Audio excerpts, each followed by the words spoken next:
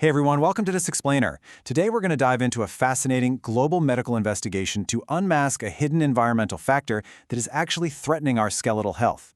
We often just accept certain conditions as an inevitable part of growing older, but cutting-edge research is totally forcing us to rethink that assumption.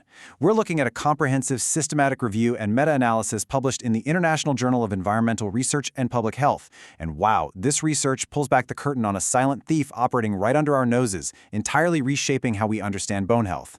500 million. To put that into perspective, that is roughly the entire population of the United States and Mexico combined. And that staggering number represents the amount of people worldwide right now who are suffering from a hidden epidemic, osteoporosis. As global populations age and our lifestyle habits shift, this number is just going up.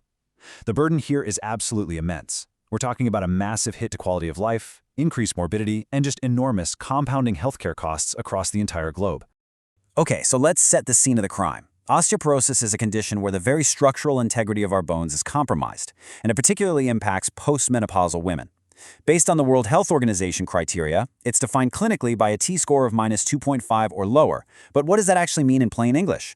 Well, it means a severe decrease in bone mineral density. The internal microarchitecture of the skeleton basically deteriorates, leaving the bone super fragile and highly susceptible to low-impact fractures. Let's move into Section 1. Meet the prime suspect, environmental cadmium. For decades, we blamed age and genetics, right? But what if there's an environmental accelerant hiding in plain sight? Enter our prime suspect, cadmium. It's a naturally occurring heavy metal, sure, but it's been wildly amplified by human industry, and it quietly infiltrates our daily food chain. It leaches from landfills near smelters, iron and steel plants. It runs off from mining operations straight into our water supplies. But most concerningly, the intensive use of cadmium-containing agricultural fertilizers means this heavy metal is sucked up directly by the soil. From there, it bioaccumulates in our crops. We're talking everyday staples like cereals and leafy vegetables. Oh, and for those who smoke, tobacco plants are notoriously efficient at absorbing cadmium from the soil and concentrating it right in the leaves. The thing that makes cadmium so insidious is that it's a uniquely patient thief. It operates on a massive biological delay. Because the human body has an incredibly low clearance rate for this metal, it acts like a toxic hourglass. Once it gets in, it stays in. It basically sets up shop primarily in our kidneys and our skeletal system, slowly building up its toxic presence over a period of 10 to 30 years. Which brings us to Section 2, the global investigation, pooling data from 10 studies worldwide. To catch this thief, researchers pooled data on over 9,000 postmenopausal women across the globe, from Sweden and the US to China and Japan. They focused specifically on women aged 50 and older, which is the median age for natural menopause onset. Crucially, to isolate the environmental impact, they completely excluded individuals with occupational exposure to cadmium, and the vast majority of the women studied were non-smokers. The detectives split this massive pool of evidence into two groups: low-level environmental exposure, which is typical in the West, and high-level exposure in Asia, linked to heavily contaminated agricultural soil and water. The data revealed two distinct environmental realities. Postmenopausal women in Asian countries had urinary cadmium values roughly 10 times higher than women in Europe or the United States. This stark difference points directly to dietary exposure. Heavy mining and industrial runoff thoroughly contaminate the local rice and vegetables that make up their daily diet. When you pool all this scientific evidence together, a stark, unified trend against cadmium emerges. Even in the low-level exposure group, representing areas like the US and Sweden where we generally consider the environment relatively clean and the food chain strictly monitored, the data points clearly cross the threshold of risk. The overall effect size value shows a pooled odds ratio of 1.95. Moving on to Section 3, the surprising verdict: risk at any level.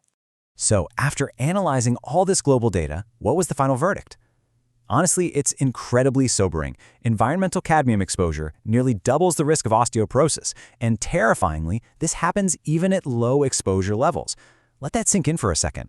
Women in the low-level exposure group faced a 95% increased risk, while women in the high-level exposure group faced a 99% increased risk. The gap between heavy industrial pollution and standard Western exposure didn't matter nearly as much as we might hope. Just the simple presence of environmental cadmium, absorbed daily through a normal diet, is a profound and independent risk factor for severely weakened bones. Now for Section 4, how cadmium steals bone, the biological mechanism. To understand exactly how this happens, I want you to imagine your bone tissue as an active, bustling construction site. Our skeletons aren't just dead static scaffolding. They're living tissues constantly undergoing a process of remodeling to repair microdamage and maintain their strength. A healthy skeleton requires a perfect balance between the builders pouring new concrete and the demolition crew clearing away the old structure. In cellular terms, your osteoblasts are the builders, forming new bone, and your osteoclasts are the demolition crew resorbing the old. When this delicate balance is disrupted, bone loss outpaces bone creation, and that's when osteoporosis takes hold. So cadmium walks onto this construction site, destroys the calcium supplies, fires the builder osteoblasts, and puts the demolition osteoclasts on overtime. First, it damages the kidneys, decreasing renal tubular reabsorption, so you literally pee out essential calcium and phosphorus. Second, it reduces vitamin D synthesis in the kidneys, which stops your gut from absorbing replacement calcium from your food. But it gets even worse. Cadmium has a direct toxic effect on the bone itself. At the molecular level, it suppresses the WNT/beta-catenin pathway, which is a master signaling pathway crucial for bone development, effectively shutting down the builder osteoblasts. Meanwhile, it actively stimulates the demolition osteoclasts. It is a highly coordinated, multi-pronged attack on your skeleton. But why are postmenopausal women uniquely targeted by this metal? Well, their bodies naturally absorb more cadmium during their childbearing years, perfectly timing the maximum toxic burden with the onset of menopause. The biology here is tragically synergistic. Cadmium absorption in the human intestine is primarily driven by the ferrous-iron transporter. Because women of childbearing age commonly have lower iron stores due to menstruation, their bodies upregulate these transporters, inadvertently leaving the front door wide open for dietary cadmium. And remember that 10 to 30-year half-life. That means this toxic accumulation peaks in the kidneys right around age 50. Then menopause hits. Estrogen levels plummet, naturally accelerating bone loss. Add decades of stored cadmium directly attacking the bone cells at this exact moment, and you literally have a perfect storm for osteoporosis. Finally, Section 5, Protecting the Future. Preventive Strategies. This research is a real game changer because it shifts osteoporosis from just being an inevitable part of aging to a preventable environmental hazard. If a massive portion of our global bone fracture burden is driven by the food we eat and the water we drink, we are looking at a public health issue that requires immediate, large-scale intervention. But as the researchers highlight with this quote, we can't just flip a switch. Urinary cadmium levels remained high in residents of formerly polluted areas even after exposure was discontinued for more than 10 years. That long half-life means past pollution is still harming skeletons today. You can't simply move away from a polluted area and expect immediate recovery because the metal locked in your kidneys and bones continues its destructive work for decades. So I want to leave you with this critical question to ponder. The evidence clearly shows that cleaning up our food chain is absolutely essential to stopping this silent thief in its tracks. What global environmental policies must we enact today to protect the skeletal health of tomorrow's generations? We've seen that even low-level exposure nearly doubles the risk of osteoporosis. Reducing heavy metal contamination in agricultural soil, strictly regulating industrial runoff, and rethinking cadmium-containing fertilizers aren't just abstract environmental goals anymore. They are urgent medical necessities to protect the skeletons of millions of women worldwide. Thank you so much for joining me on this explainer.